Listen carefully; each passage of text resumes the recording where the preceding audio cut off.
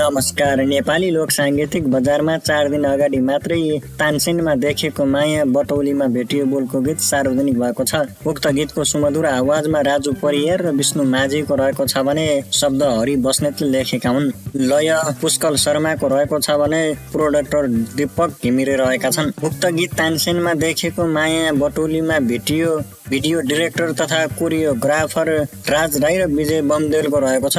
Cinema photographer Suman कार्कीको रहेको छ भने MUA कला राईको रहेको छ। उक्त गीत तानसेनमा देखेको माया बटौलीमा भेटियो गीतको म्युजिक भिडियोमा राज राई, दिव्या मगर, भावना र अर्जुनको उत्कृष्ट भिडियो अभिनय रहेको पनि देख्न सकिन्छ।